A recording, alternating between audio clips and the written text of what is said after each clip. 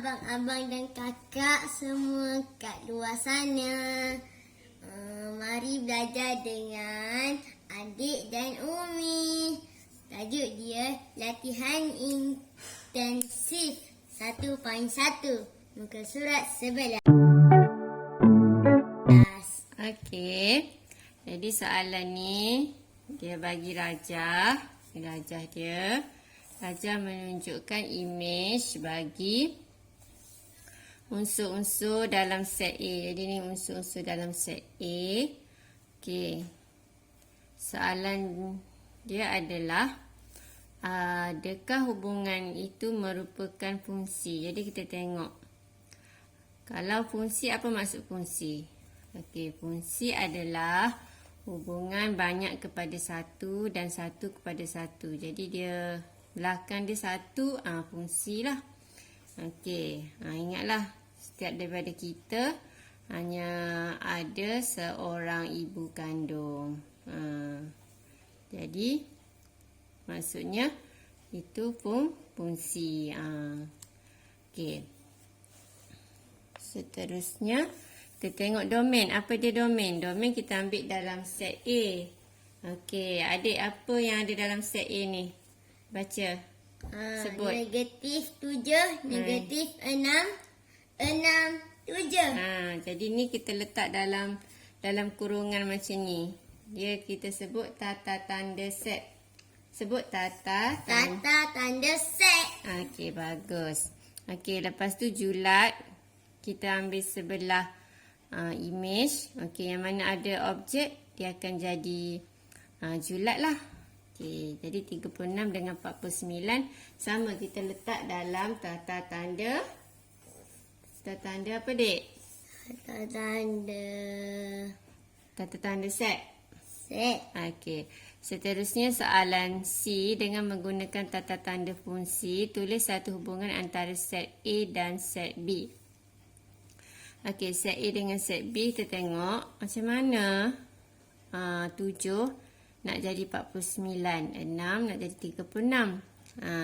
Jadi ada pelajar kata 7 darab 7 cikgu. Kalau yang ni darab 7, yang lain pun semua kena darab 7 juga. Kalau 6 darab 7 dapat ke 36? Tak. Jadi kalau cikgu bagi tips, kalau ada nombor yang sama tapi berlainan tanda, kita dapat imej yang sama, maksudnya dia ada buat kuasa 2. Dia kuasa 2kan nombor tersebut. Okey, jadi sebab tak ada nombor lain, jadi nombor 7 dengan 6 sahaja. Okey, jadi 7 dapat 49, 6 dapat 36. Jadi confirm lah dia kuasa 2 kan. Jadi kita boleh tulis sama ada bentuk macam ni ataupun bentuk titik bertindih ni. Ada anak panah. Okey, biasa kita tulis macam ni je lah, senang. Okey, itu untuk soalan nombor 3. Seterusnya soalan nombor 4. Okey, soalan nombor 4 dia bagi Raja. Okey, menunjukkan graf fungsi. Ini fungsi dia 2x tolak 4. Okey, dia bagi domain. Domain ni yang inilah yang menunjukkan graf ni.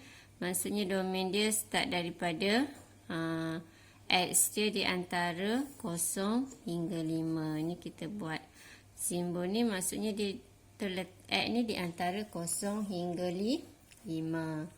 Okey, jadi soalan pertama dia suruh cari nilai T. Okey, jadi nilai T kat mana nilai T? Di sini nilai T. Sini T.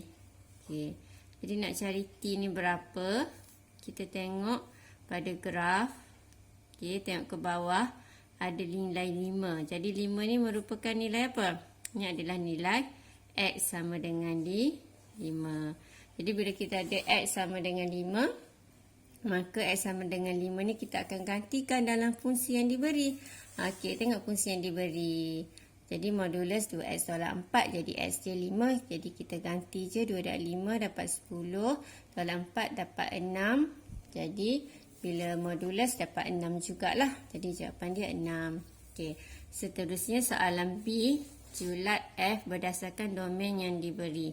Jadi F kita tengok graf yang paling bawah sini, paling tinggi kat sini. Jadi untuk julat nilai fx.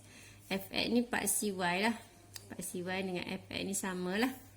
Okey. Jadi fx dia paling besar dia berapa? Atas 6. Paling kecil ni kosong.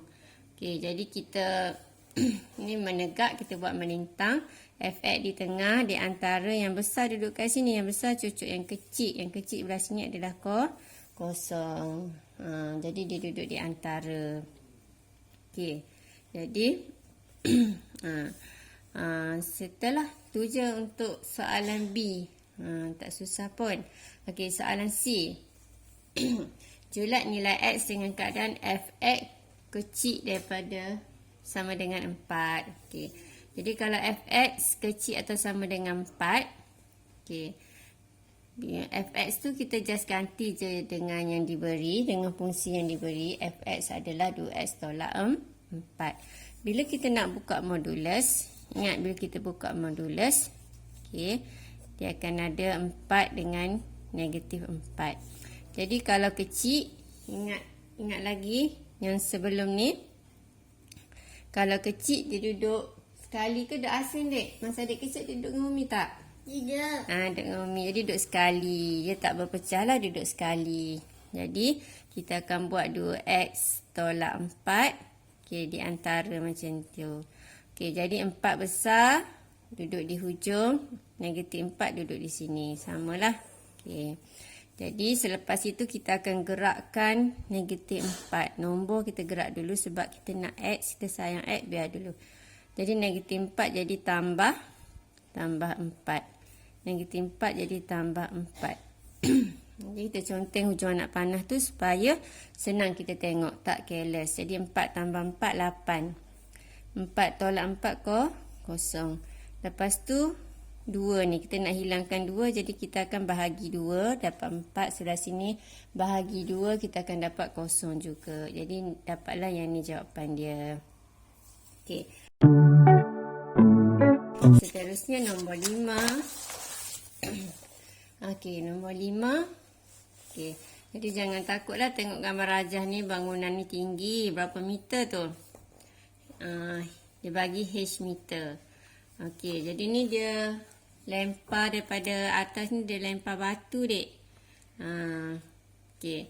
Jadi soalan dia ni dari ketinggian 81 meter. Tinggi, Dek, bangunan ni berapa tingkat tu? Tinggi 81 meter. Lepas tu 1 kilometer. Meter, bukan kilometer. Tinggi batu H meter. Okey. Selepas T saat dianggarkan oleh, ni fungsi yang diberi. Fungsi diberi ni H ni adalah mewakili berapa meter lah. Selepas T saat. Okey, jadi bila dia lempar batu tu, soalan dia nyatakan ketinggian batu itu apabila T sama dengan 1/3. Jadi senang je, kita ganti je T 1/3 dalam fungsi yang diberi. Jadi T ganti kat sini lah. Jadi 81 tolak 9 ni T. Okey, ni adalah nilai T. Kita ganti nilai T kat sini. Lepas tu kita kira macam biasalah.